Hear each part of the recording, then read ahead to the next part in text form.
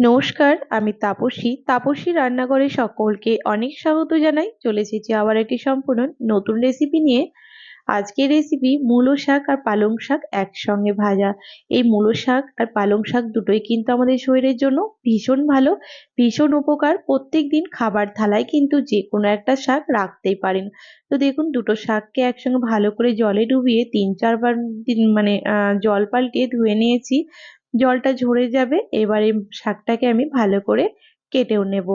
মূলো শাকটার পরিমাণ একটু কম রয়েছে, পালং শাকটা একটু বেশি রয়েছে। ব্যাস, জলটাকে পরিষ্কার করে নেবে, ছুরি দিয়ে কেটে নিচ্ছি।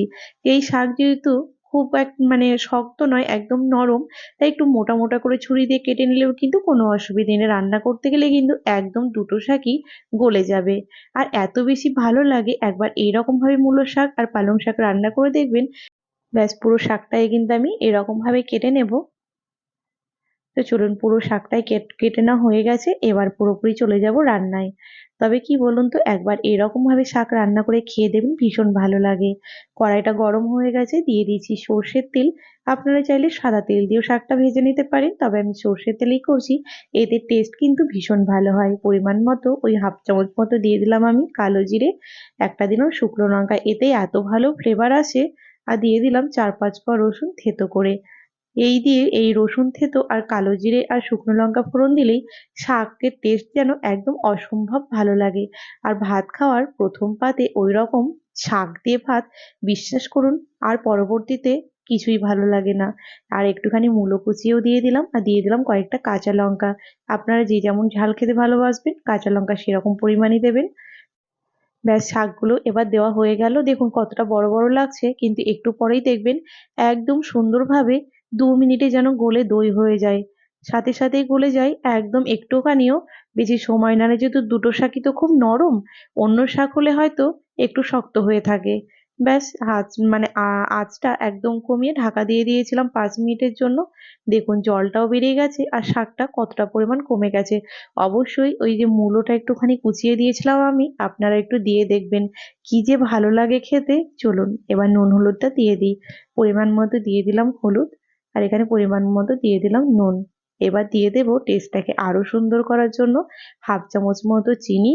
আর এখানে 1 চামচ মতো দিয়ে দিলাম চালের গুঁড়ো। এই চালের গুঁড়োটা আপনারাও যখন শাকটা ভাজা করবেন অবশ্যই দেবেন। আপনাদের 100% বলতে পারি, শাকের টেস্ট কিন্তু অনেকটাই বেড়ে যাবে। কি যে ভালো লাগে, আর শাকটা ভাজাও কিন্তু বেশ সুন্দর হয়। ভালো করে নাড়াচাড়া করে আঁচ কমিয়ে ঢাকা দিলাম। আর এইরকম ভাবে আঁচ কমানোই থাকবে, আর মাঝে মাঝে ঢাকনাটা খুলে নাড়াচাড়া করে দেব। তাতে কিন্তু সুন্দরভাবে শাকটা একদম ভাজাও হয়ে যাবে। দেখুন হালকা জল বেরিয়েছিল, আর শাক মূলো সবটাই একদম ভালো করে এখানে গলে গেছে। আর একটুখানি ঢাকা দিয়ে দিয়ে ভেজে নেব, তাহলেই কিন্তু কমপ্লিট হয়ে যাবে। দেখুন শাকটা একদম ভাজা হয়ে গেছে, একটু জল নেই, আর পাশ দিয়ে হালকা হালকা তেল ছাড়াও শুরু হয়ে গেছে।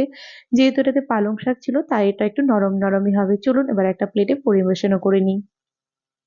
আর যারা এখন আমার চ্যানেলটিকে সাবস্ক্রাইব করেনি, তাদের অনুরোধ জানাচ্ছি, যারা ইউটিউব থেকে দেখছেন প্লিজ আমার চ্যানেলটিকে সাবস্ক্রাইব করে পাশে থাকা বেল আইকনটি প্রেস করবেন, যেন আমি নতুন ভিডিও আপলোড করার সাথে সাথে নোটিফিকেশন প্রথম আপনাদের কাছে পৌঁছে যায়। আর যারা ফেসবুক পেজ থেকে দেখছেন প্লিজ পেজটিকে ফলো করে দেবেন।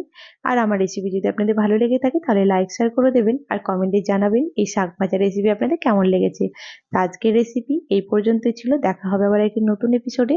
আপনারা সকলেই ভালো থাকবেন, সুস্থ থাকবেন। ধন্যবাদ।